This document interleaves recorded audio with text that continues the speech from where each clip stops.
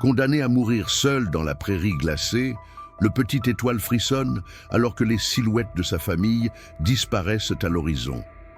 Le regard ambré qu'il observe depuis les hautes herbes pourrait signifier sa fin ou, contre toute attente, devenir son unique espoir de survie. Avant de continuer, n'oubliez pas de vous abonner à la chaîne, d'aimer la vidéo et de commenter d'où dans le monde vous regardez. Allons-y. Le soleil se levait doucement sur les vastes prairies de la Normandie, baignant les collines verdoyantes d'une lumière dorée qui semblait caresser chaque brin d'herbe. Au milieu de ce paysage idyllique, un petit poulain de 3 mois à la robe dorée et à la crinière claire luttait pour se relever. Étoile, comme l'avait nommé le vieux fermier Monsieur Beaumont en raison de la tache blanche en forme d'astre sur son front, était né avec une légère malformation à la patte arrière droite. Une imperfection mineure qui n'avait jamais vraiment entravé ses premiers mois de vie, jusqu'à ce jour fatidique. La veille au soir, alors que le troupeau paissait tranquillement dans la partie vallonnée du domaine, Étoile avait tenté de suivre les autres poulains dans leur jeu, grimpant maladroitement une pente escarpée. Un faux pas, un glissement sur l'herbe humide de rosée, et sa chute avait été aussi brutale qu'inattendue. Le craquement sinistre qui avait accompagné sa dégringolade résonnait encore dans l'air frais du matin. « Allez, debout !» semblait dire Saphir, la jument dominante du troupeau, en poussant légèrement le flanc d'Étoile avec son museau. Ses yeux, habituellement doux, reflétaient maintenant une dureté que le jeune poulain n'avait jamais vue. Sa mère, Lumière, se tenait en retrait, son regard oscillant entre son petit et le reste du troupeau qui commençait déjà à s'éloigner. « Il ne peut pas nous suivre », hennit Saphir à l'attention des autres. La migration vers les pâturages d'été ne peut pas attendre un membre faible. C'est la loi de la nature. Lumière s'approcha une dernière fois de son petit, frottant son museau contre le sien dans un geste d'adieu qui brisa le cœur d'Étoile. « Je suis désolé, mon petit. Le troupeau doit survivre. » Et avec cette sentence aussi définitive que cruelle, le troupeau commença à s'éloigner. Étoile, malgré la douleur lancinante qui pulsait dans sa patte blessée, tenta désespérément de se relever. Ses jambes, tremblantes, cédant sous son poids à chaque tentative. Ses hennissements plaintifs se perdaient dans le vent, tandis que les silhouettes de sa famille disparaissaient progressivement à l'horizon. Le soleil était maintenant haut dans le ciel, et Étoile n'avait toujours pas réussi à se tenir debout. La faim commençait à tordre son estomac, mais l'herbe fraîche qui l'entourait semblait aussi inaccessible que les étoiles dont il portait le nom. La peur, cette émotion primitive qu'il n'avait jamais vraiment connue sous la protection du troupeau, commençait à s'insinuer dans chaque fibre de son être. Les ombres s'allongeaient et avec elles, la perspective terrifiante d'une nuit à la merci des prédateurs. À quelques kilomètres de là, un chien au pelage marron et aux yeux d'ambre fouillait méthodiquement les buissons à la recherche de quelque chose à se mettre sous la dent. Marron, comme l'avaient simplement nommé les habitants du village voisin, était un berger croisé de 2 ans qui vivait en marge de la société depuis que son maître, un vieux berger nommé Pierre Dupont, était décédé l'hiver précédent.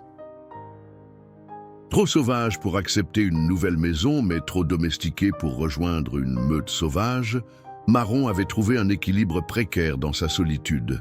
Il survivait grâce aux lapins qu'il chassait, au reste que les fermiers laissaient parfois à son intention, et à une résilience forgée par l'adversité.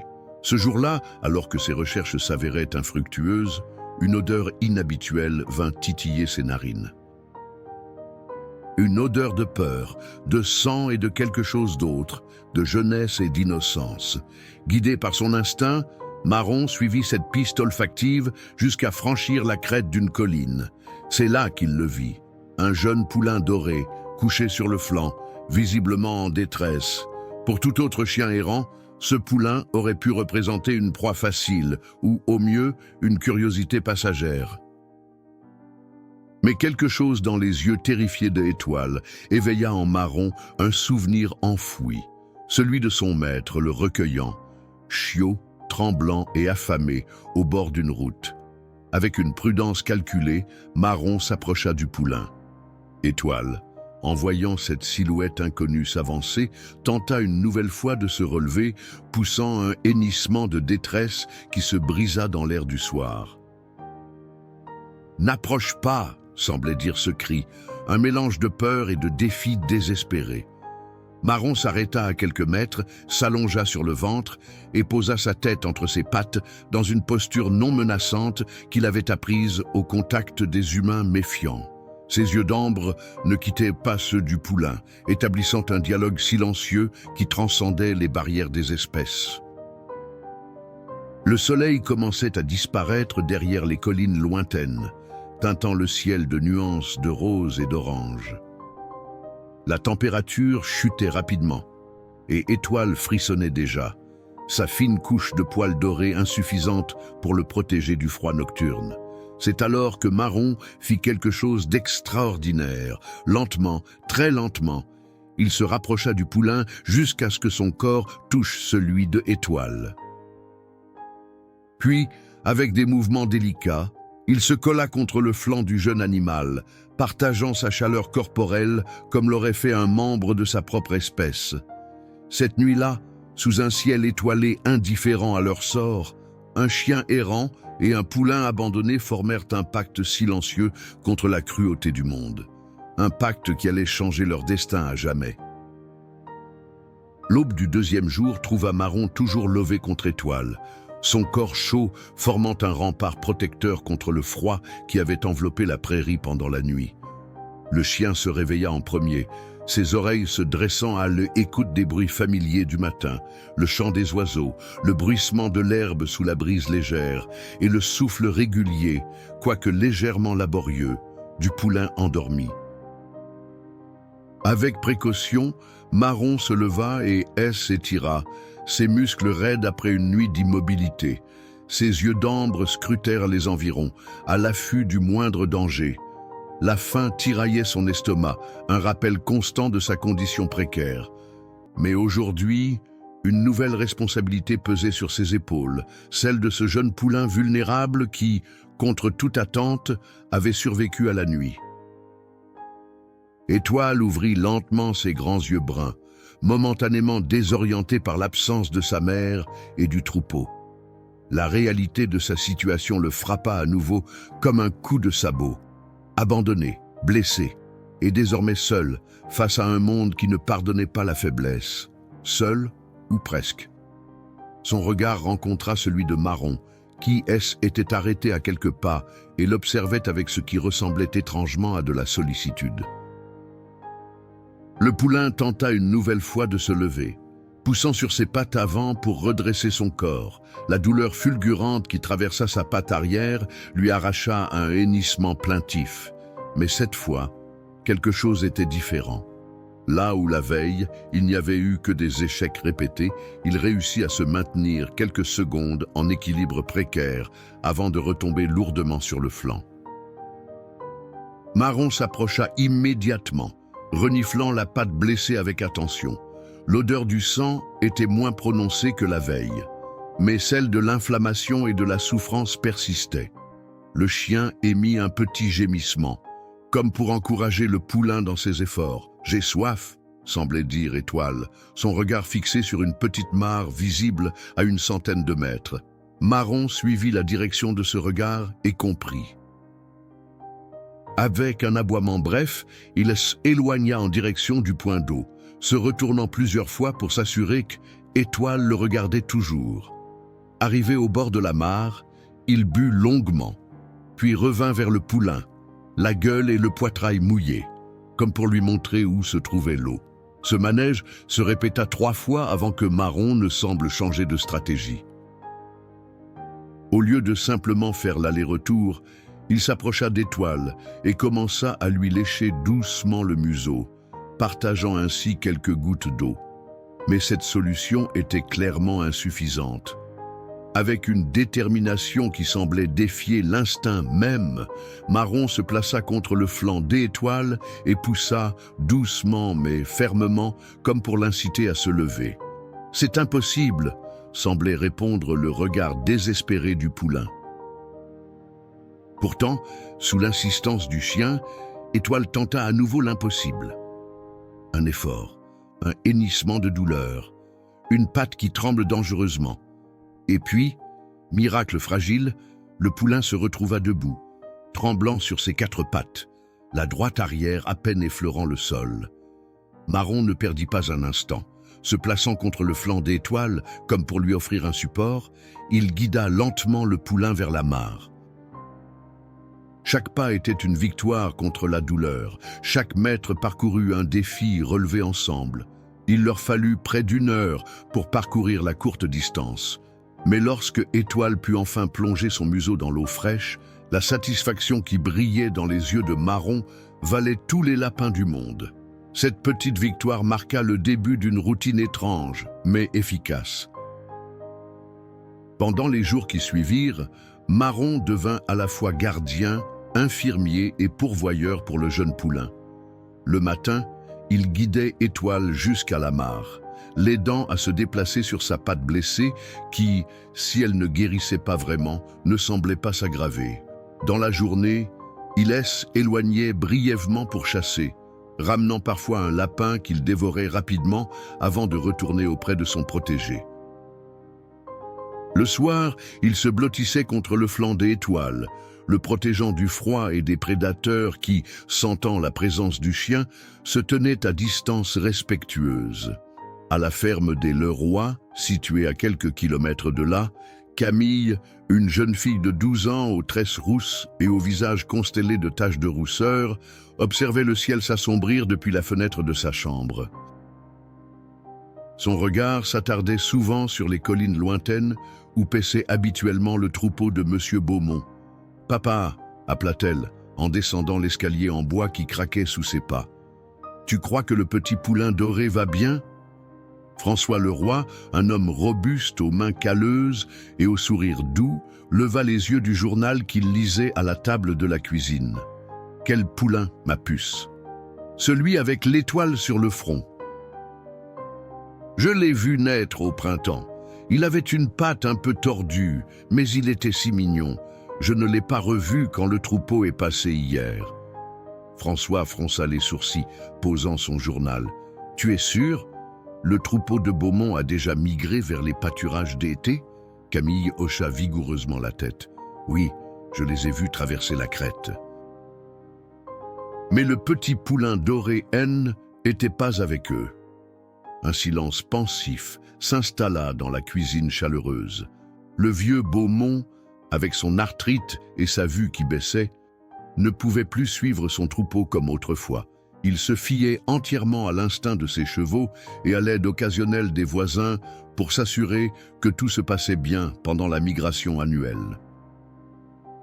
Demain, décida François en ébouriffant les cheveux de sa fille, nous irons faire un tour dans les prairies du Bas, juste pour vérifier. Ce qu'ils ignoraient, alors que la nuit enveloppait doucement leur ferme, c'est que dans ces mêmes prairies, sous un ciel étoilé, un chien errant et un poulain abandonné avaient déjà redéfini ce que signifiait être une famille. Le 5e jour se leva sous un ciel menaçant. Des nuages gris et lourds s'amoncelaient au-dessus des collines, promettant une pluie que la terre desséchée attendait depuis des semaines. Pour Marron et Étoile, cependant, cette promesse météorologique représentait un nouveau défi dans leur fragile existence commune. La condition du poulain s'était détériorée au cours de la nuit. Sa respiration était devenue plus laborieuse et une chaleur anormale émanait de sa patte blessée. L'infection, cet ennemi invisible contre lequel Marron ne pouvait lutter, gagnait du terrain. Étoile, qui avait progressivement réussi à se déplacer sur de courtes distances les jours précédents, était à nouveau incapable de se lever. Marron sentait le danger. Son instinct, affiné par des mois de vie sauvage, lui soufflait que son jeune protégé ne survivrait pas à une autre nuit sans aide.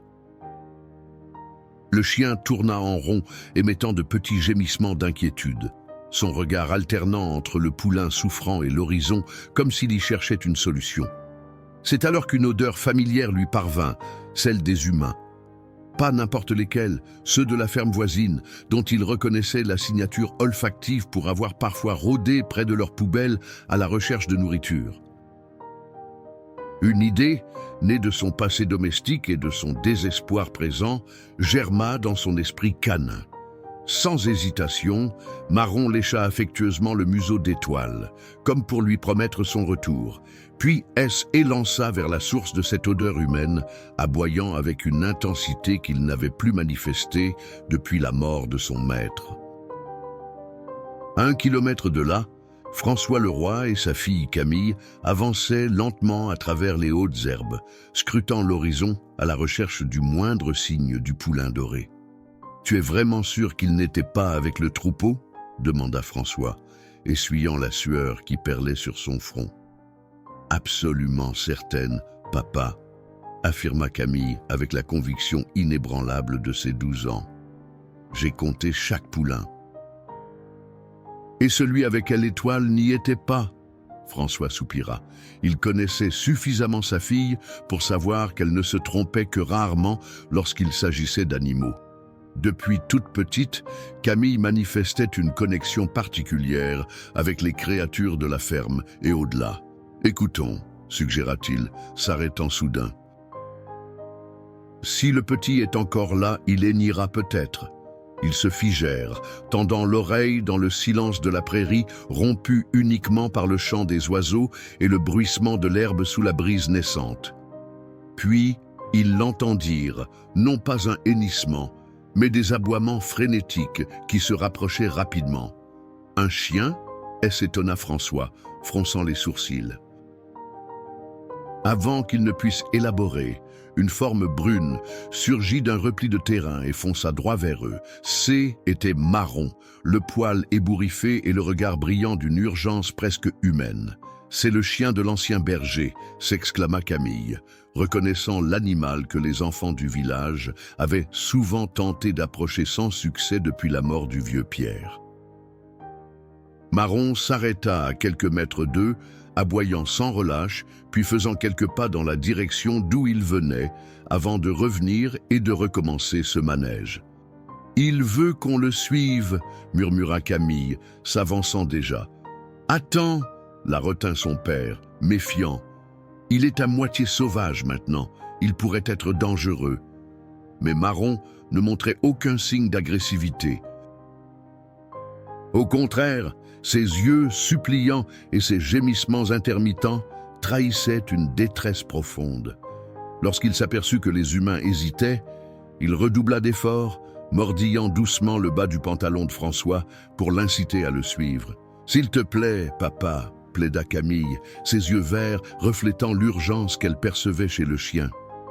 « Il a besoin de notre aide. » François céda finalement, non sans empoigner le bâton qu'il avait apporté pour écarter les hautes herbes. « D'accord, mais tu restes derrière moi. » Marron n'attendit pas davantage. Avec un aboiement qui ressemblait presque à un remerciement, il s'élança à travers la prairie, s'arrêtant régulièrement pour s'assurer que les humains le suivaient toujours. La pluie commença à tomber, d'abord quelques gouttes éparses, puis une averse plus soutenue qui transforma rapidement le sol en une surface glissante et boueuse. Malgré ces conditions difficiles, Marron les guidait avec détermination, empruntant le chemin le plus direct vers Étoile. Lorsqu'ils atteignirent finalement le creux où le poulain gisait, le tableau qui s'offrit à leurs yeux les figea de stupeur.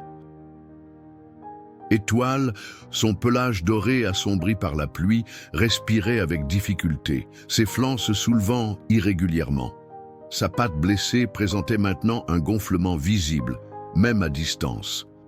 Mais ce qui frappa le plus François et Camille, ce fut l'attitude de Marron.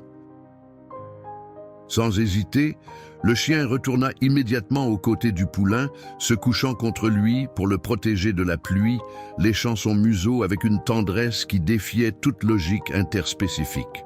« Papa !» souffla Camille. les larmes aux yeux se mêlant aux gouttes de pluie sur ses joues. Ils sont amis. François, pourtant homme de peu de mots, sentit sa gorge se nouer devant ce spectacle extraordinaire. Plus que ça, ma puce. Ils sont une famille. S'approchant avec précaution, il s'agenouilla près du poulain pour examiner sa blessure. Ses années d'expérience avec les animaux de la ferme lui permirent d'évaluer rapidement la situation. La patte est cassée et il y a une infection, diagnostiqua-t-il sombrement. Il ne survivra pas sans soins urgents. Marron gémit doucement, comme s'il comprenait chaque mot prononcé. Ses yeux d'ambre passèrent de François au poulain dans une supplication silencieuse qui transcendait les barrières entre espèces. « On peut le sauver ?» demanda Camille, sa voix tremblante, trahissant sa crainte de la réponse.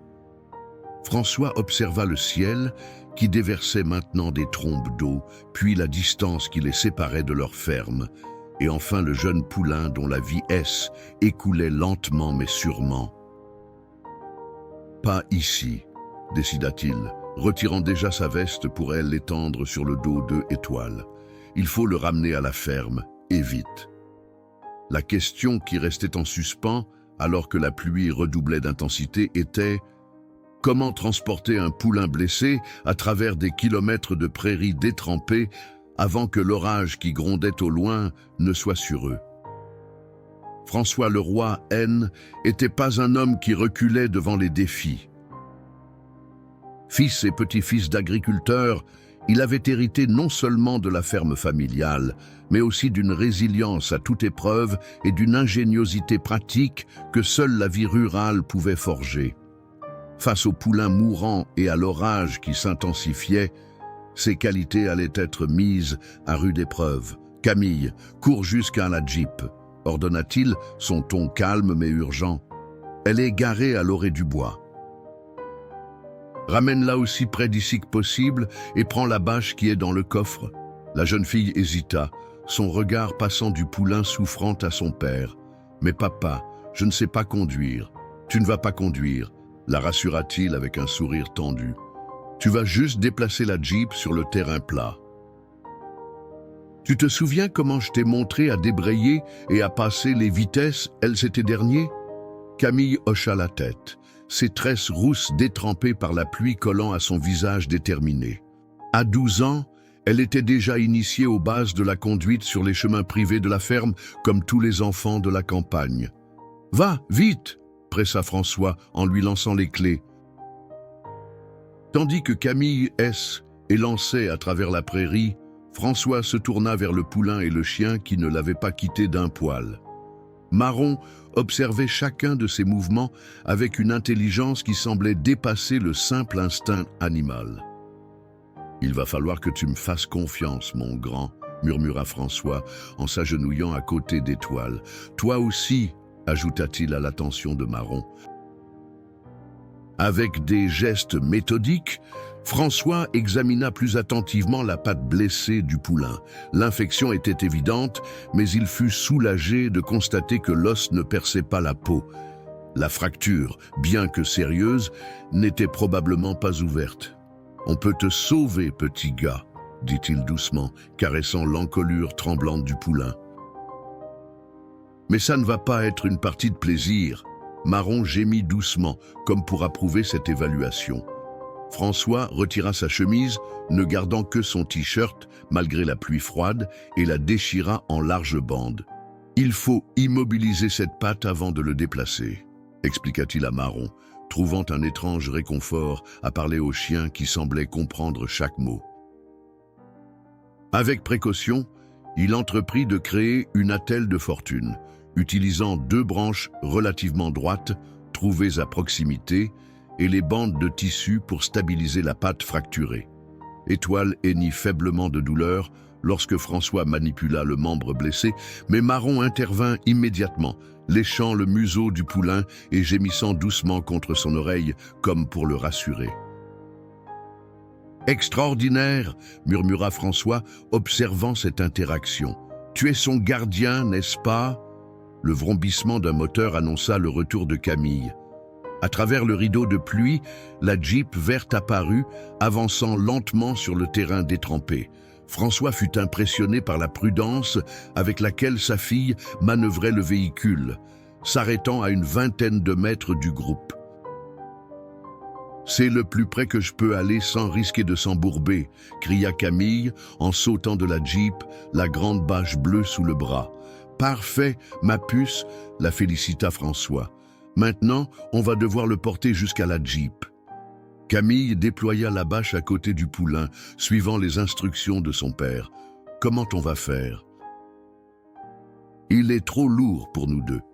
On va en faire une sorte de traîneau, » expliqua François, pliant la bâche d'une manière spécifique. « Aide-moi à le faire rouler dessus, tout doucement. » Avec une tendresse infinie et des efforts considérables, ils parvinrent à positionner Étoile sur la bâche improvisée en traîneau. Marron ne quitta pas un instant le côté du poulain, se déplaçant avec lui comme s'ils étaient attachés par un lien invisible. « Maintenant, le plus difficile, » soupira François, essuyant la pluie de ses yeux. « Il faut le tirer jusqu'à la Jeep. » Ils attachèrent des cordes de fortune au coin de la bâche et commencèrent à tirer. Le sol détrempé rendait chaque pas difficile, leurs bottes s'enfonçant dans la boue jusqu'aux chevilles. Étoile, malgré son jeune âge, pesait suffisamment pour que chaque mètre gagné soit une victoire arrachée à la fatigue et aux éléments déchaînés. C'est alors que Marron fit quelque chose d'inattendu. Au lieu de rester passivement aux côtés du poulain, il saisit entre ses dents un des coins de la bâche et commença à tirer, ses pattes s'enfonçant dans la boue, son corps tendu dans l'effort. « Regarde, papa !» s'écria Camille, stupéfaite. « Il nous aide !» François n'en croyait pas ses yeux. « C'est incroyable !» Avec cette aide inattendue, ils progressèrent plus rapidement vers la Jeep. L'orage était maintenant au-dessus d'eux, les éclairs zébrant le ciel et le tonnerre grondant avec une violence qui faisait trembler la terre. Chaque pas était une lutte contre les éléments, mais la détermination qui les animait, humains et animaux confondus, semblait défier même la fureur de la nature. Lorsqu'ils atteignirent enfin la Jeep, François abaissa la porte arrière. « On va devoir le soulever maintenant, » dit-il, haletant de épuisement. Avec un effort qui semblait presque surhumain, François et Camille soulevèrent la bâche avec Étoile dessus et parvinrent à faire glisser le poulain dans l'espace de chargement de la Jeep. Marron sauta immédiatement à l'intérieur, se positionnant contre le flanc de Étoile. « Tu viens aussi, mon brave ?» acquiesça François, trop épuisé pour argumenter même s'il l'avait voulu. Le trajet de retour vers la ferme fut un cauchemar de chemins boueux et de ruisseaux gonflés par la pluie. François conduisait avec une concentration absolue, conscient que chaque chaos pouvait aggraver l'état du poulain. À l'arrière, Camille était assise à côté de Étoile et Marron, caressant doucement le poulain et murmurant des paroles rassurantes que le vacarme de l'orage noyait presque entièrement. « Tiens bon, petite Étoile », suppliait-elle. « On est presque arrivé !» Marron ne quittait pas des yeux le visage de Camille, comme s'il cherchait à y lire leur destin commun. Il y avait dans ce regard canin une intelligence et une émotion qui transcendaient les barrières entre les espèces, une connexion qui semblait dire « Je te confie sa vie et la mienne avec ». Lorsque la ferme des Leroy apparut enfin à travers le déluge, François laissa échapper un long soupir de soulagement. « On y est », annonça-t-il, ralentissant pour négocier le chemin défoncé qui menait à la grange. Mais tandis qu'ils s'approchaient de leur destination, le cœur de François se serra en réalisant que le véritable combat pour la vie d'Étoile ne faisait que commencer. La grange des Leroy, vaste structure en bois centenaire qui avait traversé guerres et tempêtes sans fléchir, accueillit Étoile dans la chaleur de son ventre de paille. François manœuvra la Jeep directement à l'intérieur, les roues projetant des gerbes de boue sur le sol en terre battue. À peine le moteur coupé, Camille sauta à l'arrière pour vérifier l'état du poulain. Il respire encore, mais il est brûlant. annonça-t-elle, sa voix trahissant une inquiétude qui dépassait son jeune âge. Sophie Leroy, alertée par le bruit du moteur, apparut à l'entrée de la grange. Son tablier encore couvert de farine, témoignant de l'activité culinaire interrompue. Ses yeux écarquillèrent à la vue du tableau qui s'offrait à elle. Son mari trempé jusqu'aux os, sa fille dans le même état et à l'arrière de leur véhicule, un poulain visiblement mal en point accompagné d'un chien errant. François? Qu'est-ce que... Pas le temps d'expliquer, la coupa doucement son mari, déjà en train de préparer un espace dans un box vacant. Le petit a une patte cassée et une infection sévère. Il faut agir vite.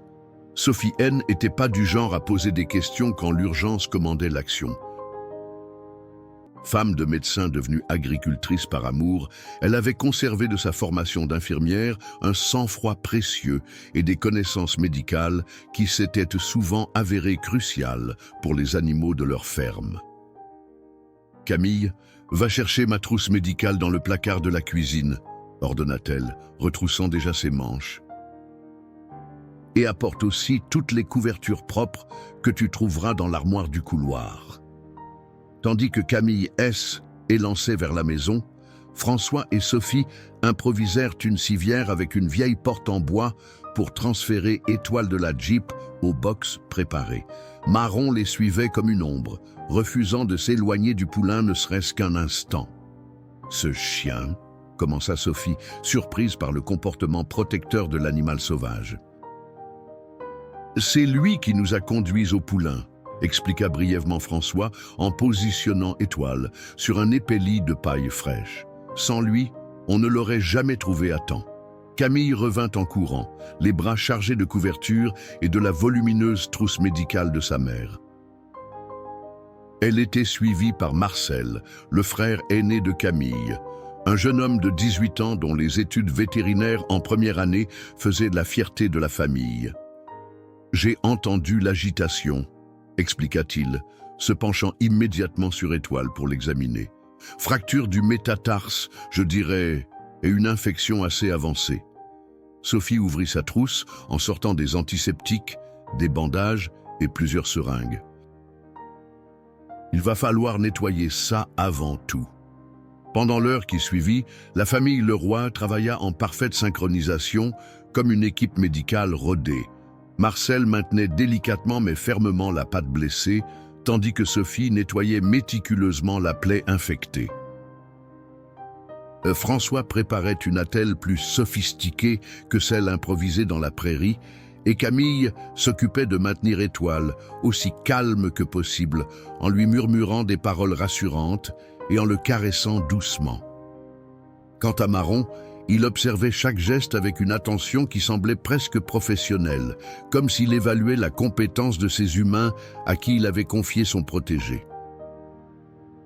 Occasionnellement, lorsque Étoile émettait un hennissement de douleur particulièrement poignant, le chien s'approchait pour lécher son museau, procurant un réconfort que nulle main humaine ne semblait pouvoir offrir. « C'est incroyable », murmura Marcel, observant cette interaction.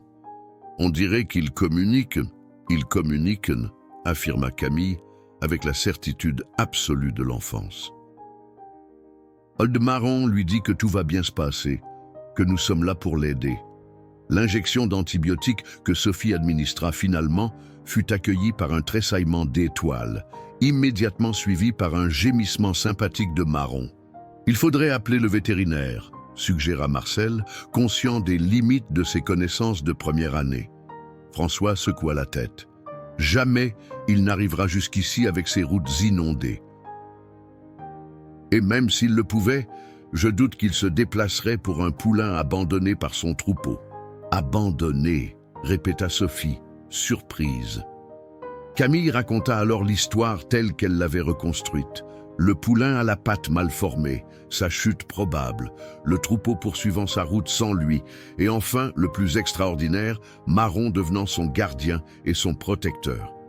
« C'est comme dans ces histoires que tu me lisais quand j'y étais petite, » conclut-elle, regardant sa mère. « Celles où des animaux d'espèces différentes deviennent amis contre toute attente. » Sophie sourit tendrement, mais son regard professionnel restait préoccupé. Les histoires ont toujours des fins heureuses, ma chérie. La réalité est plus compliquée. Qu'est-ce que tu veux dire? Demanda Camille, alarmée. Marcel posa une main sur l'épaule de sa sœur. Ce qu'elle veut dire, c'est que même avec les antibiotiques, ce n'est pas gagné. L'infection est très avancée. Un silence pesant s'abattit sur le groupe, uniquement rompu par le martèlement constant de la pluie sur le toit de la grange et la respiration laborieuse des étoiles. « Il va s'en sortir », affirma Camille avec une détermination farouche. Il a survécu dans la prairie pendant des jours. Il s'est battu. Marron s'est battu pour lui. On ne peut pas abandonner maintenant.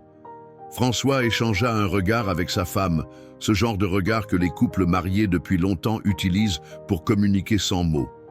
Puis il s'agenouilla devant sa fille. « Personne n'abandonne, ma puce. On va faire tout ce qu'on peut pour le sauver. Mais il faut que tu comprennes que parfois, même quand on fait tout ce qu'on peut, je sais, l'interrompit Camille, des larmes brillant dans ses yeux verts. Mais ce n'est pas parfois, c'est maintenant, c'est lui. Elle désigna Étoile, puis Marron. Ils méritent une chance. Ils méritent d'être ensemble. Marron choisit ce moment pour s'approcher de Camille et poser son museau contre sa main, comme s'il comprenait chaque mot et cherchait à la remercier.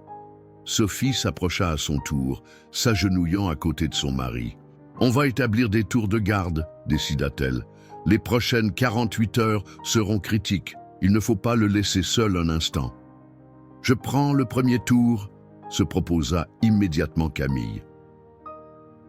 Marcel sourit. « Je te relèverai à minuit. Et moi à l'aube », ajouta François. Alors que la famille organisait ce plan de bataille contre la mort qui rôdait, personne ne doutait que Marron, lui, ne quitterait pas son poste. Le chien S était déjà installé contre le flanc de Étoile, sa tête reposant légèrement sur l'encolure du poulain, ses yeux d'ambre vigilants malgré ce épuisement évident de son corps. La nuit s'annonçait longue et l'issue restait incertaine. Mais dans cette grange transformée en hôpital de fortune, une chose était devenue claire pour chaque membre de la famille Leroy. Ils ne combattaient pas seulement pour la vie d'un poulain abandonné, mais pour préserver quelque chose de rare et précieux, un lien entre deux créatures que tout aurait dû séparer, mais que le destin avait réuni dans l'adversité. La première nuit fut un combat de chaque instant. La fièvre d'Étoile montait et descendait comme les vagues d'une mer déchaînée, laissant le poulain alternativement tremblant de froid ou ruisselant de sueur. Camille, fidèle à sa promesse, resta à ses côtés jusqu'à minuit, épongeant son front brûlant avec un linge humide et lui parlant sans cesse d'une voix douce qui semblait être la seule chose capable de l'apaiser lorsque la douleur devenait trop intense. Marron ne dormit pas non plus. Le chien gardait une vigilance constante, ses yeux d'ambre suivant chaque mouvement dans la grange, comme s'il s'attendait à ce qu'une menace surgisse des ombres. Occasionnellement, il se levait pour faire quelques pas autour du box, puis revenait invariablement se blottir contre Étoile, son corps agissant comme une bouillotte vivante contre les frissons du poulain. À minuit précis, Marcel vint relever sa sœur. « Va te reposer », lui dit-il gentiment. « Tu as école demain. »« Je n'irai pas, » répondit Camille, avec une détermination tranquille. « Pas tant qu'on ne saura pas s'il va s'en sortir. » Marcel n'insista pas. Il connaissait suffisamment sa sœur pour savoir que certaines batailles étaient perdues d'avance. Au moins, va dormir quelques heures. Je te promets de t'appeler s'il y a le moindre changement. Camille hésita, puis se pencha pour déposer un baiser sur le museau d'Étoile. « Je reviendrai vite », promit-elle au poulain, puis, se tournant vers Marron, « veille sur lui ». Le chien émit un petit gémissement qui ressemblait étrangement à une promesse. Les heures qui suivirent furent éprouvantes. L'infection semblait gagner du terrain malgré les antibiotiques. La respiration d'Étoile devenait de plus en plus laborieuse. et vers 3 heures du matin, Marcel dut réveiller sa mère. Sa température grimpe encore, expliqua-t-il, l'inquiétude gravée sur son jeune visage. Et il refuse de boire. Sophie, les cheveux en bataille et les yeux encore lourds de sommeil, examina le poulain avec le professionnalisme qu'elle avait conservé de ses années d'infirmière. Ce qu'elle vit ne la rassura pas. « Il faut augmenter la dose d'antibiotiques », décida-t-elle, préparant déjà une nouvelle injection, « et essayer de le faire boire à tout prix. La déshydratation pourrait le tuer plus vite que l'infection. » Marcel hocha la tête, comprenant la gravité de la situation. « Comment fait-on pour le faire boire s'il refuse ?»« On va utiliser une seringue sans aiguille, » répondit Sophie, fouillant dans sa trousse. « Non, on lui injectera l'eau directement dans la bouche, petit à petit. » Pendant l'heure suivante, mère et fils travaillèrent en tandem, administrant patiemment de petites quantités d'eau mélangées à des électrolytes dans la bouche des étoiles. Le poulain résistait faiblement, mais Marron, comprenant intuitivement leur intention, aidait en léchant les lèvres d'Étoile après chaque gorgée, l'encourageant à avaler. « C'est fascinant », murmura Marcel, observant cette collaboration improbable. « On dirait qu'il a fait ça toute sa vie. » Sophie sourit faiblement. Peut-être que certaines choses transcendent l'instinct et l'apprentissage. Peut-être que c'est simplement l'amour. L'aube pointait tout juste lorsque François vint prendre son tour de garde. Il trouva sa femme et son fils épuisés, mais légèrement plus optimistes. « Sa température a baissé d'1 degré, » annonça Sophie. « Et il a bu presque un demi-litre d'eau. Ce n'est pas encore gagné, mais c'est un début. » François posa une main réconfortante sur l'épaule de son épouse. « Va te reposer. Vous avez fait du bon travail tous les deux. » Resté seul avec les animaux, François s'installa sur un ballot de paille, observant le jour naissant filtrer à travers les interstices de la grange. La pluie avait cessé, laissant place à un silence presque surnaturel, uniquement rompu par la respiration encore difficile, mais plus régulière de « Étoile ». « Tu sais, dit-il à l'adresse de Marron, quand J était gamin, j'avais un chien, un border collie, intelligent comme pas deux, mais même lui n'aurait pas fait ce que tu as fait pour ce poulain. » Marron leva les yeux vers lui, ses oreilles dressées, comme s'il comprenait parfaitement chaque mot. « Ce que j'essaie de dire, poursuivit François, se sentant étrangement à l'aise de converser avec ce chien sauvage, c'est que tu es spécial. Et que quelle que soit l'issue pour notre ami ici présent, tu auras toujours une place chez nous, si tu le souhaites. » Un bruit à l'entrée de la grange lui fit tourner la tête. Camille se tenait là, déjà habillée, une thermos et un sac en papier à la main. « Je t'ai apporté du café et des croissants, » dit-elle en s'approchant. « Comment va-t-il ? » « Un peu mieux, semble-t-il, » répondit François, acceptant avec gratitude la thermos. « Ta mère dit que sa fièvre a légèrement baissé. » Camille s'agenouilla près d'Étoile, caressant doucement son encolure. « Tu vois, je t'avais dit que je reviendrais vite, » murmura-t-elle. À la surprise de François, le poulain ouvrit les yeux à ce moment précis, des yeux qui, bien que toujours voilés par la fièvre, semblaient reconnaître la jeune fille. « Papa !» s'exclama Camille, excitée. « Il me regarde, il est conscient. » François s'approcha rapidement, constatant avec un mélange de surprise et de soulagement que sa fille avait raison. Pour la première fois depuis qu'il l'avait ramenée, Étoile semblait véritablement présent, ses grands yeux bruns fixés sur Camille avec ce qui ressemblait à de la reconnaissance. Marron, sentant ce changement, se redressa immédiatement, reniflant le museau du poulain avec intérêt, puis émettant un petit aboiement qui résonna comme une célébration dans l'espace confiné du box. « Je crois, » dit lentement François, « que notre ami vient de franchir un cap. » Camille sourit, des larmes de joie perlant au coin de ses yeux. « Il va vivre, n'est-ce pas, papa ?» François, qui avait toujours été honnête avec ses enfants, même quand la vérité était difficile, se surprit à répondre avec une conviction qu'il n'avait pas ressentie jusqu'alors. « Oui, ma chérie. » Je crois qu'il va vivre. À cet instant précis, comme pour confirmer ses paroles, Étoile émit un faible hennissement, le premier son volontaire qu'il produisait depuis son sauvetage. C était ténu, à peine audible, mais pour ceux présents dans la grange ce matin-là, ce fut comme une symphonie de victoire contre les forces qui avaient cherché à l'emporter. Les jours suivants marquèrent un tournant dans la convalescence des Étoiles. Chaque matin apportait de petites victoires, une température qui se normalisait progressivement, un appétit qui revenait timidement, des yeux de plus en plus vifs et alertes. La famille Leroy avait établi une routine autour du poulain blessé, chacun y trouvant naturellement sa place. Sophie, avec sa formation médicale, supervisait le traitement. Changement de pansement, injection d'antibiotiques et surveillance constante des signes vitaux. Marcel appliquait ses connaissances vétérinaires naissantes, absorbant chaque information comme une éponge et consultant frénétiquement ses manuels d'études tard dans la nuit. François s'occupait de l'aspect pratique, l'aménagement du box pour le confort d'Étoile, la préparation d'une nourriture adaptée à son état et les soins quotidiens que nécessitait sa patte en voie de guérison. Quant à Camille, elle avait trouvé sa vocation dans le réconfort émotionnel.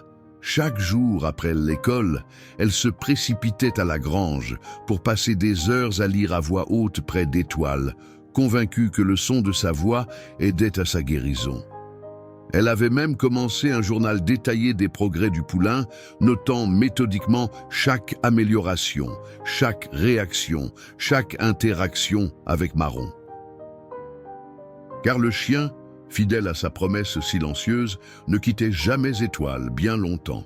Il était progressivement habitué à la présence des Leroy, acceptant leur nourriture et parfois même leurs caresses, mais son allégeance première restait indéniablement envers le poulain doré. C'est comme s'il avait deux vies, observa Marcel un soir, alors que la famille dînait dans la cuisine chaleureuse. Une avec nous, où il joue le rôle du chien en voie d'apprivoisement, et une avec Étoile, où il est, je ne sais pas, un mentor, un protecteur, un frère, un père, corrigea doucement Camille, plongeant sa cuillère dans son potage. Tu as vu comment il le guide quand Étoile essaie de se lever? Comment il se positionne pour lui servir d'appui? C'est ce que font les parents. François et Sophie échangèrent un regard attendri. Leur fille, avec sa sensibilité aiguë, avait peut-être mis le doigt sur quelque chose d'essentiel. En parlant d'Étoile, intervint François, j'ai reçu un appel de Beaumont, aujourd'hui. Un silence soudain s'abattit sur la table. Antoine Beaumont, le propriétaire du troupeau qui avait abandonné Étoile, était connu dans la région pour son pragmatisme parfois brutal envers le bétail. Qu'est-ce qu'il voulait ? Demanda Sophie, une note de méfiance dans la voix. Il a entendu parler du poulain que nous avions récupéré. Les nouvelles vont vite dans la vallée. François posa sa fourchette. Il veut venir le voir. Après tout, techniquement, Étoile lui appartient toujours. Non, s'exclama Camille, bondissant de sa chaise. Il l'a abandonné. Son troupeau l'a laissé mourir. Il n'a plus aucun droit sur lui. Ma puce, intervint Sophie d'une voix apaisante. Légalement, c'est plus compliqué que ça. Je me fiche de la loi. Les yeux de Camille brillaient de larmes contenues. Étoile fait partie de notre famille maintenant. Marron et lui sont inséparables. On ne peut pas les séparer. Marcel posa une main réconfortante sur les épaules de sa sœur. Personne n'a parlé de séparation, Cam. Papa a juste dit que Beaumont voulait le voir. Pour ensuite le reprendre, murmura Camille, abattue. Ou pire. Le pire resta suspendu dans l'air, mais chacun autour de la table comprit. Pour un éleveur comme Beaumont, un poulain avec une malformation congénitale, aggravée par une fracture, représentait une bouche inutile à nourrir, un investissement sans retour. « J'ai proposé qu'il vienne demain », reprit François après un moment. Mais je lui ai bien fait comprendre qu'Étoile était encore en convalescence et que tout stress pourrait compromettre sa guérison. « Et qu'a-t-il répondu ?» demanda Sophie. « Qu'il ne resterait pas longtemps. Juste le temps de évaluer la situation. » Cette nuit-là, Camille ne put trouver le sommeil. Allongée dans son lit, elle fixait le plafond où des étoiles phosphorescentes, vestiges de son enfance, brillaient faiblement dans l'obscurité. Sa décision fut prise bien avant l'aube. Silencieusement, elle s'habilla, glissa quelques affaires dans son sac à dos, puis descendit à la cuisine où elle prépara un petit sac de provisions. La grange était paisible lorsqu'elle y pénétra, éclairée uniquement par la veilleuse qu'il laissait allumer pour Étoile. Marron releva immédiatement la tête, alerte mais non alarmée, reconnaissant son odeur. « On ne peut pas le laisser vous séparer », chuchota Camille, s'agenouillant près du box. « On va devoir partir tous les trois. » Marron pencha la tête sur le côté, comme s'il évaluait la faisabilité de ce plan désespéré. Étoile, réveillée par leur voix, observait la scène avec des yeux encore embrumés de sommeil. « Je connais un endroit », poursuivit Camille, caressant doucement le museau du poulain. « Ah, la vieille cabane du garde forestier, dans les bois de l'Ouest, personne n'y va jamais. On pourra y rester jusqu'à ce qu'on trouve une solution. » Alors qu'elle commençait à rassembler ce dont ils auraient besoin pour ce voyage improbable, Camille ne remarqua pas la silhouette qui se tenait à l'entrée de la grange, observant silencieusement son manège désespéré. Camille, la voix douce mais ferme de son père, la figea sur place. « Ce n'est pas la solution !» François s'avança dans la faible lumière, ses traits tirés, témoignant d'une nuit aussi agitée que celle de sa fille.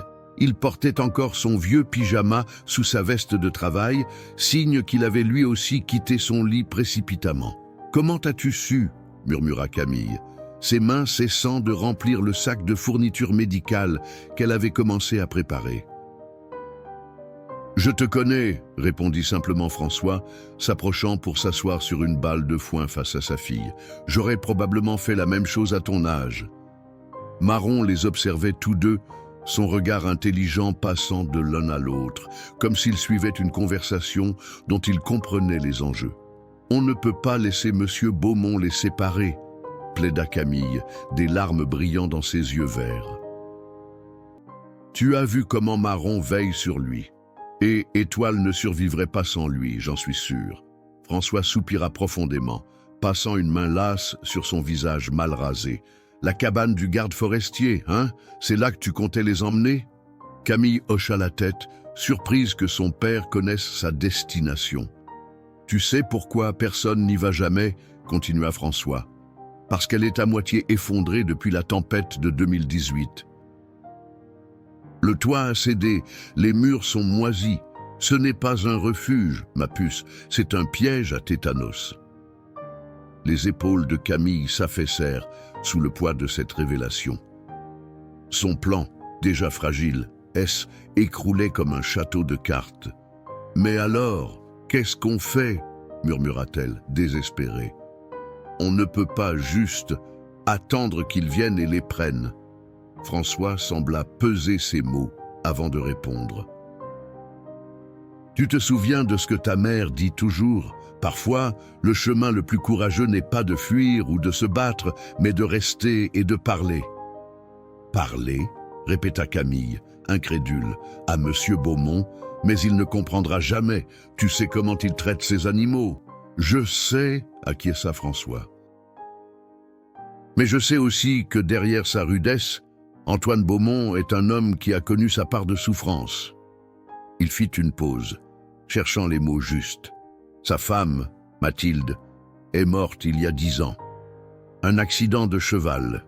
Depuis, il s'est endurci, comme si se couper de toute émotion pouvait atténuer sa douleur. Camille resta silencieuse, digérant cette information. Elle n'avait jamais considéré M. Beaumont autrement que comme le vieux fermier bourru qui criait après les enfants, s'aventurant trop près de ses champs. « Ce que je veux dire, poursuivit François, c'est que parfois, Les gens peuvent nous surprendre si on leur en donne l'occasion. Et si on lui donnait l'occasion et qu'il nous décevait quand même, demanda Camille, la voix tremblante. François regarda Marron, puis Étoile, puis revint à sa fille. Alors j'ai un plan B, mais d'abord, promets-moi d'essayer le plan A. Le matin suivant arriva avec une clarté impitoyable, le soleil brillant comme pour narguer l'anxiété qui régnait chez les Leroy. Sophie avait préparé un petit déjeuner élaboré que personne ne toucha vraiment, chacun trop préoccupé par la visite imminente de Beaumont. À 10 heures précises, le bruit d'un vieux tracteur annonça son arrivée. Antoine Beaumont, un homme massif à la barbe grisonnante et aux yeux d'un bleu délavé, descendit de son engin avec la raideur caractéristique de ceux qui ont passé leur vie à lutter contre la terre et les éléments. « François ?» salua-t-il brièvement, serrant la main tendue de son voisin. « Antoine », répondit François avec une cordialité forcée. « Merci d'être venu. Camille va te montrer le poulain. » Beaumont hocha sèchement la tête en direction de la jeune fille qui se tenait légèrement en retrait, raide comme un piquet. « Mademoiselle » dit-il simplement. Camille les guida jusqu'à la grange, son cœur battant si fort qu'elle était certaine que les deux hommes pouvaient l'entendre.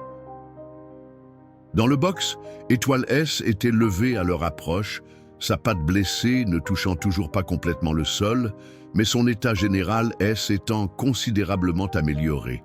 Marron, comme toujours, se tenait à ses côtés, protecteur. Beaumont s'arrêta net à la vue du chien.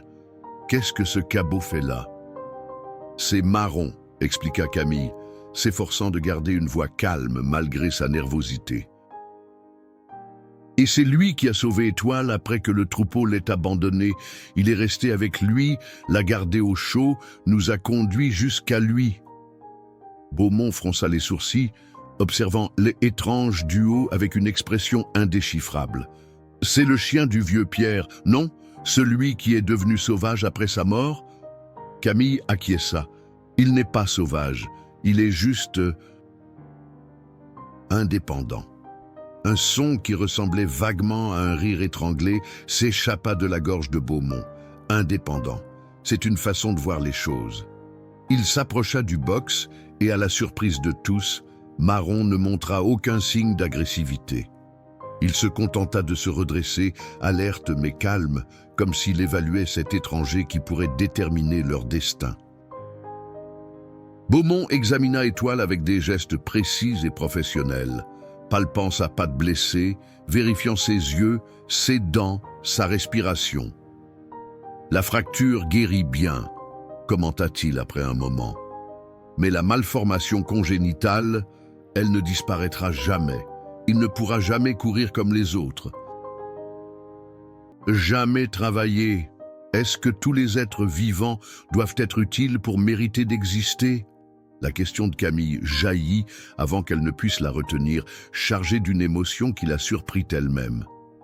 François lui lança un regard d'avertissement, mais Beaumont ne sembla pas offensé. Au contraire, il considéra la question avec un sérieux inattendu. « Dans ma ferme, oui, » répondit-il finalement. « Chaque animal a un rôle, une fonction. C'est ainsi que j'ai toujours géré mon exploitation. Et ça vous a rendu heureux ?» persista Camille, ignorant le regard de plus en plus alarmé de son père. Beaumont la fixa longuement, comme s'il la voyait vraiment pour la première fois. « Le bonheur n'a rien à voir là-dedans, petite. C'est une question de survie.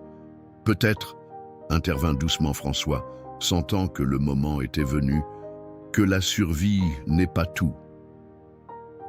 Peut-être que parfois, ce qui nous sauve vraiment, ce n'est pas juste de continuer à exister, mais de trouver une raison d'exister. » Comme pour souligner ces paroles, Marron choisit cet instant précis pour s'approcher d'Étoile et poser sa tête contre l'encolure du poulain dans un geste d'une tendresse infinie. Étoile, en réponse, courba légèrement son long cou, enveloppant presque le chien dans une étreinte équine. Beaumont observa cette scène, son visage buriné par les années ne trahissant aucune émotion. Puis, Sans un mot, il tourna les talons et sortit de la grange à grandes enjambées. Camille lança un regard paniqué à son père. « Papa, il s'en va. Il va faire quoi? Il va revenir avec de l'aide pour les prendre. On fait quoi maintenant ?» François posa une main rassurante sur l'épaule de sa fille. « On attend, ma puce. » On lui laisse le temps de réfléchir, mais s'il... « Chut !» l'interrompit gentiment son père. « Regarde. » Par la porte ouverte de la grange, il pouvait voir Beaumont, immobile près de son tracteur, le regard perdu dans le lointain. Il resta ainsi plusieurs minutes, puis, d'un geste lent, sortit son téléphone portable de sa poche et composa un numéro. « À qui téléphone-t-il » chuchota Camille, anxieuse. François secoua la tête, ignorant la réponse. Ils observèrent Beaumont parler brièvement, puis raccrocher et revenir vers la grange d'un pas décidé. « J'ai pris ma décision », annonça-t-il en rentrant, son visage toujours aussi impassible. Le silence qui suivit cette déclaration sembla s'étirer indéfiniment. Camille retenait son souffle, ses doigts s'enfonçant instinctivement dans la manche de la chemise de son père. François lui-même paraissait tendu, bien qu'il s'efforçât de maintenir une expression neutre. « Ce poulain, » commença lentement Beaumont, « n'a aucune valeur commerciale pour moi. Sa malformation congénitale l'aurait de toute façon disqualifié pour la reproduction ou le travail. » Camille sentit son cœur se serrer. Formulée ainsi, la vie des étoiles semblait réduite à une simple équation économique, froide et impitoyable. « Cependant, » poursuivit Beaumont, son regard se posant sur Marron puis sur Étoile, « j'ai perdu beaucoup de choses dans ma vie, des choses que l'argent ne peut pas remplacer. » Un changement subtil s'opéra sur son visage buriné, non pas un sourire, mais peut-être l'ombre d'un souvenir moins douloureux. « Le vétérinaire sera là dans 1 heure, » annonça-t-il finalement. « Le vétérinaire ?» répéta Camille, la panique montant dans sa voix. « Pourquoi ?»« Étoile va mieux. Il n'a pas besoin d'être... » « Pour établir les papiers de transfert de propriété, » l'interrompit Beaumont, son ton brusque mais dénué de la dureté habituelle. « Si ce poulain doit avoir une chance, il lui faut un propriétaire légal qui puisse prendre des décisions concernant ses soins. » François et Camille échangèrent un regard perplexe. « Transfert à qui ?» osa demander François. Beaumont haussa les épaules, comme si la réponse était évidente. « À la petite, bien sûr. » Il désigna Camille d'un geste de la tête. Elle a déjà prouvé qu'elle en prenait soin mieux que n'importe qui. Et puis, il hésita, cherchant ses mots. Je crois que certaines créatures trouvent leur chemin exactement là où elles doivent être. Les larmes que Camille avait vaillamment retenues jusqu'alors se mirent à couler librement sur ses joues. Vous me le donnez? Vraiment? Pas exactement, corrigea Beaumont, un éclair de son pragmatisme habituel traversant son regard. Je te le vends, pour 1 euro symbolique. Une transaction en bonne et due forme avec papiers officiels. Personne ne pourra contester ta propriété. François posa une main sur l'épaule de sa fille, ému par ce geste inattendu. C'est très généreux, Antoine. Beaumont balaya le compliment d'un geste. Ce n'est pas de la générosité, c'est du bon sens. Il fit une pause, puis ajouta plus doucement. Et peut-être aussi un peu de réparation. Ce dernier mot, prononcé presque à contre-cœur, semblait chargé d'un sens plus profond que sa simple signification. « Réparation ?» interrogea François. Beaumont soupira profondément, comme si le poids des années s'abattait soudain sur ses épaules. « Mathilde, ma femme, elle aimait les animaux qui n'entraient pas dans les cases, les éclopés, les différents. Notre dernière dispute avant l'accident. » Il s'interrompit, le souvenir manifestement douloureux. « C était à propos d'un cheval boiteux que je voulais vendre à l'abattoir. Elle disait que tout méritait une chance. Je n'ai pas écouté. » Un silence respectueux accueillit cette confession inattendue. Même Marron et Étoile semblaient avoir suspendu leur respiration. « Je crois, » conclut Beaumont, « sa voix retrouvant sa fermeté habituelle, qu'elle aurait approuvé cette décision. 1 heure plus tard, le docteur Laurent, vétérinaire de la région depuis plus de 30 ans, terminait d'examiner Étoile. Son verdict confirmait les soins exemplaires prodigués par la famille Leroy. La fracture guérissait correctement. L'infection était sous contrôle, et bien que la malformation congénitale resterait permanente, elle n'empêcherait pas le poulain de mener une vie relativement normale. Il ne sera jamais un champion de course, plaisanta le vétérinaire en remplissant les formulaires de transfert de propriété, mais il pourra galoper dans les prés sans problème, une fois sa convalescence terminée. Camille, assise sur une balle de foin, ne parvenait toujours pas à croire à sa chance. Elle tenait dans ses mains la pièce d'1 € qu'elle avait solennellement remise à Monsieur Beaumont, le prix officiel pour l'acquisition de Étoile.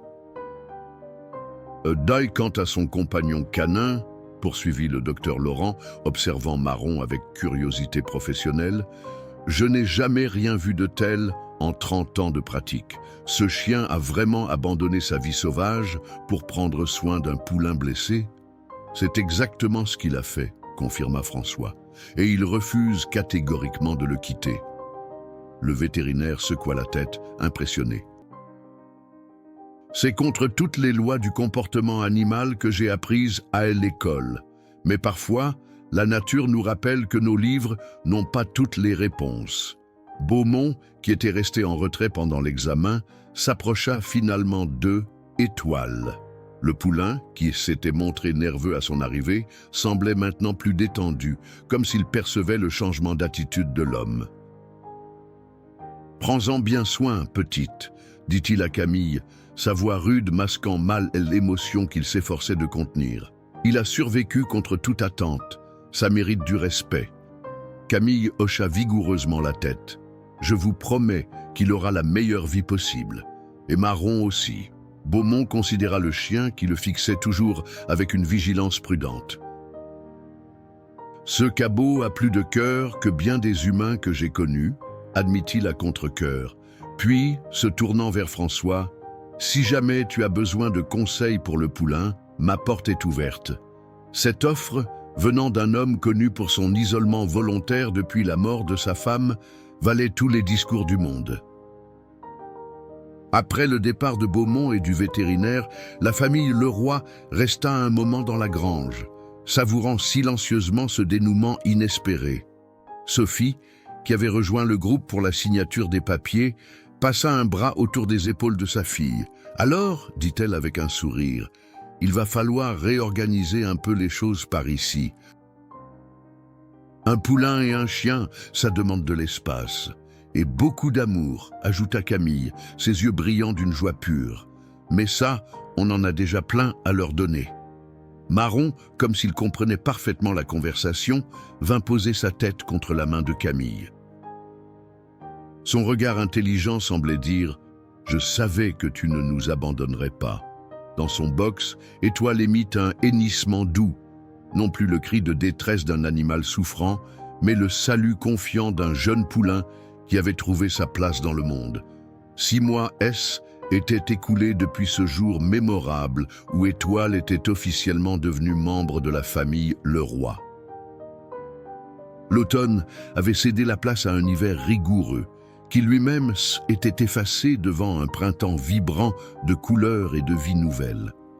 Dans le pré adjacent à la ferme, aménagé spécialement pour accueillir un jeune cheval en convalescence, Étoile galopait avec une liberté qui aurait semblé impossible quelques mois plus tôt. Sa patte arrière droite, bien que toujours légèrement déviée par sa malformation congénitale, supportait désormais son poids sans difficulté apparente.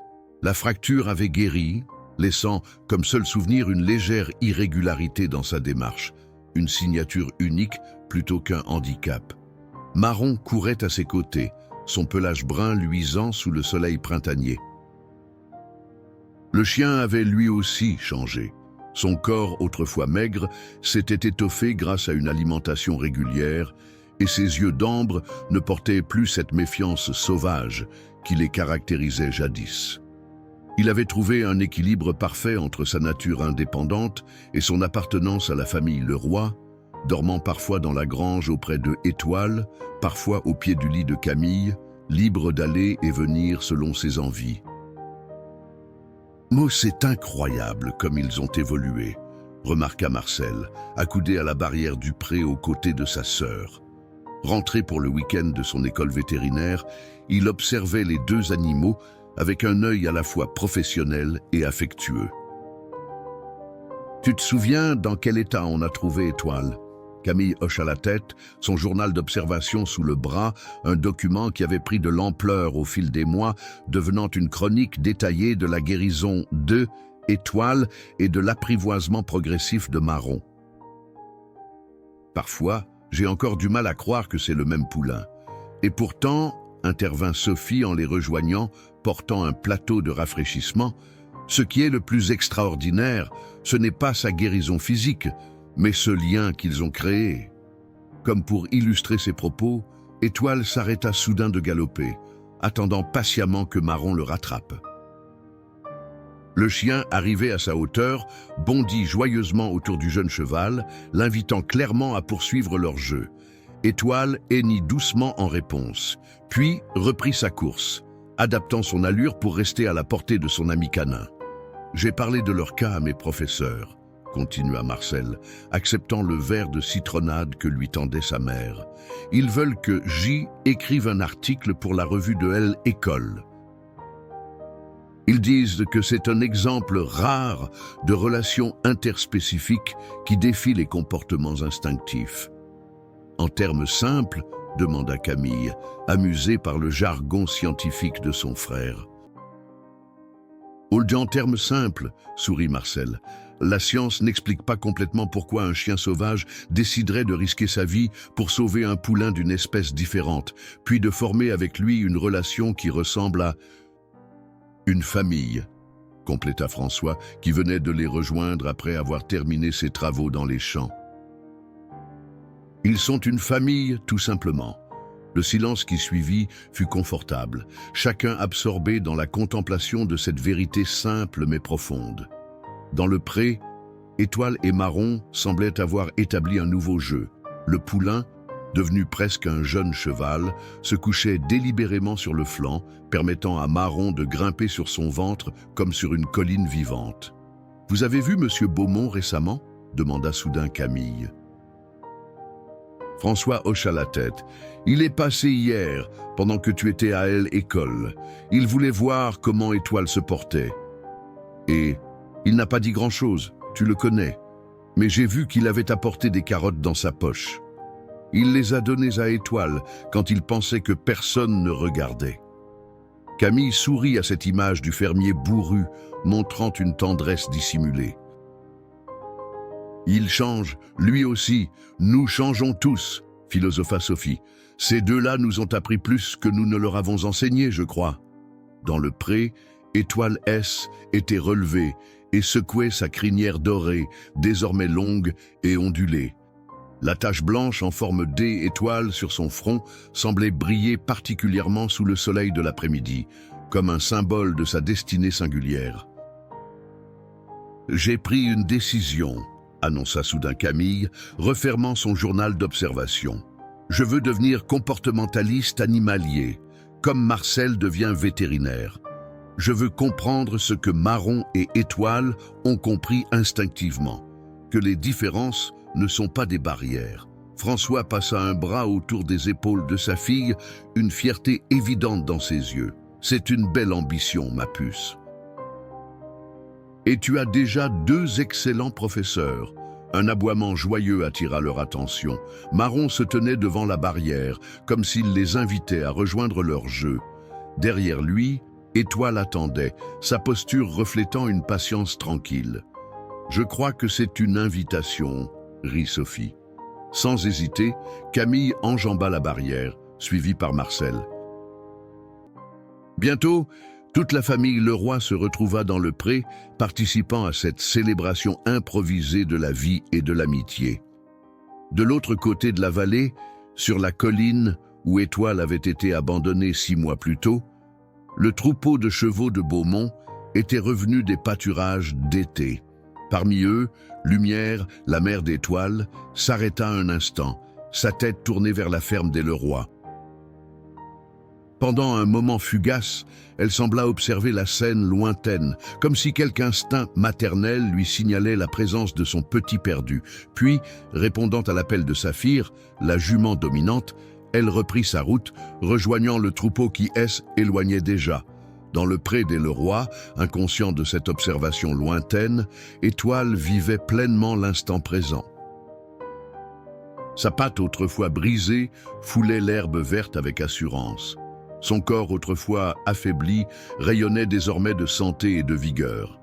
Et surtout, son cœur, qui avait connu l'abandon et la souffrance, battait maintenant au rythme d'une joie simple et pure.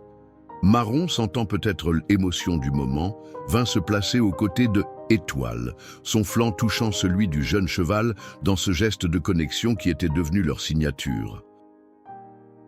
Leurs regards se croisèrent brièvement, ambre contre brun, dans une communication silencieuse qui transcendait les mots et les espèces.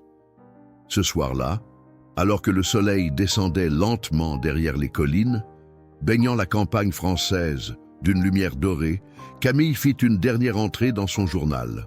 Aujourd'hui marque exactement 6 mois depuis qu'Étoile est officiellement devenue un Leroy. Marcel dit que la science ne peut pas expliquer pourquoi Marron a choisi de sauver un poulain d'une autre espèce. Maman dit que c'est peut-être simplement de l'amour. Papa dit qu'ils sont une famille. Je crois qu'ils ont tous raison, à leur façon.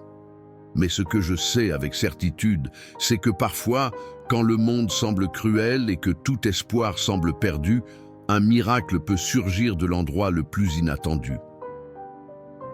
Parfois, ce miracle prend la forme d'un chien errant qui décide qu'un poulain blessé mérite une chance. Et parfois, les familles ne sont pas celles dans lesquelles nous naissons, mais celles que nous choisissons de créer, jour après jour, avec amour et courage. Dehors, dans la douce obscurité qui enveloppait progressivement la ferme, Marron et Étoile reposaient côte à côte dans la grange, comme ils l'avaient fait ce premier soir dans la prairie, lorsqu'un chien errant avait choisi de défier la nature et le destin pour protéger un poulain abandonné. Leur histoire, commencée dans la solitude et la souffrance, s'épanouissait maintenant dans la chaleur d'un foyer trouvé et dans la certitude d'un amour inconditionnel qui ne connaissait aucune limite, ni d'espèce, ni de langage, ni même de temps.